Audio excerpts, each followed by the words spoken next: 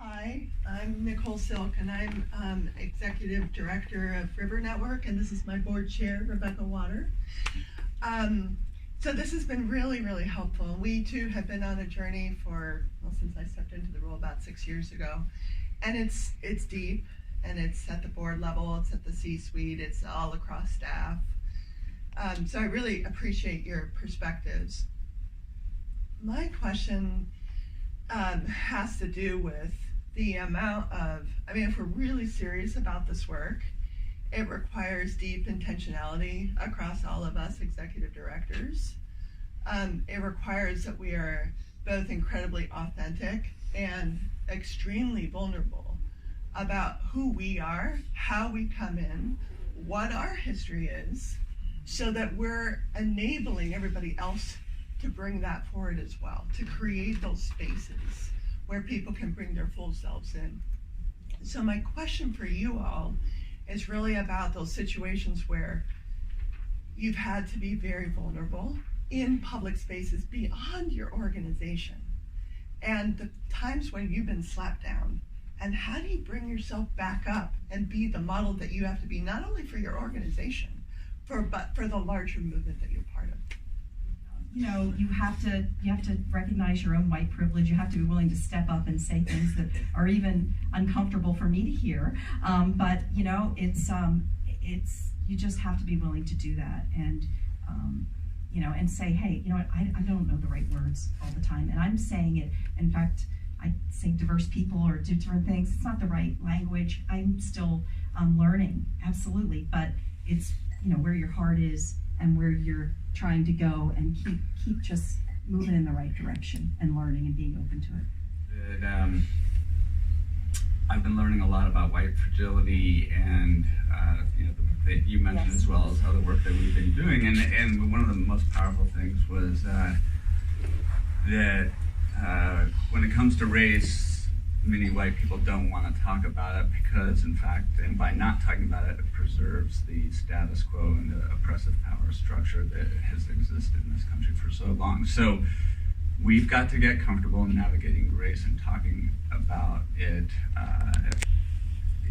comfortably, and just to talk about, you know, stepping in it. So we all, you know, just days ago, we had a session with our all staff, and myself and several senior leaders talked about in very vulnerable ways what we learned in our reflections and how challenging it was to speak. And then I heard from somebody later, it's like, you know, we don't need to hear like how challenging it was for white people to talk about race.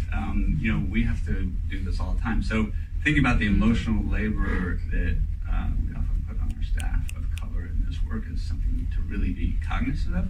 We're going to step in it, fix it. This is not about making ourselves feel better because it's hard, but about listening, being open to critical feedback, and making the changes going forward. I think that's what I was taking away from the last 2 weeks of learning how to do it anyway.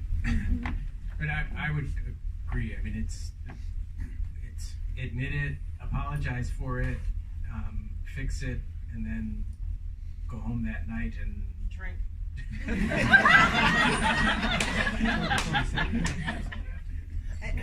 And just to clarify, the reason I asked that question is because we've had occasions where we've been extremely vulnerable in public places about our journey and our mistakes, and it's been really good and really humbling. But I actually think it's part of I think it should be part of the evaluation tool.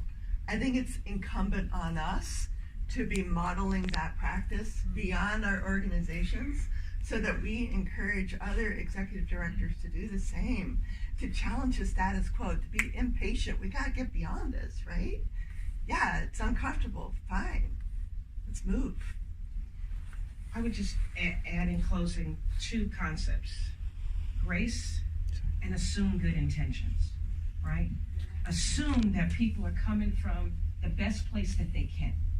And we all can be educated about a whole variety of issues and a whole variety of ways to receive people and to hear stuff. Now, if you had known me 35 years ago, you would never hear me say what I just said, right? Because grace just was not what I did.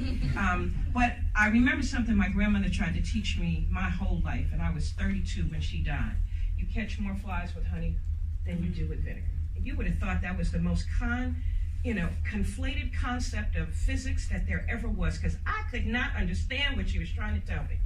But over the years, I have come to understand that if you approach people with grace, even if it's about a really difficult conversation on a really difficult set of issues, at least you have the basis for a conversation and a dialogue, right? Not a diatribe, but a dialogue. And I don't want people to feel bad about the things that I've said. Okay, let me correct that. I don't want people to feel bad now about the things that we say in these spaces. I want people to walk away with an open heart and an open mind and the ability to come back again and again as we continue to struggle through this conversation, which is difficult. And we don't have the language and we don't have the tools, but if we're going to get to where we're going to get to, we have to assume good intentions and give each other the grace to make mistakes and say things that may not be the right thing, but that our hearts are in the right places, right?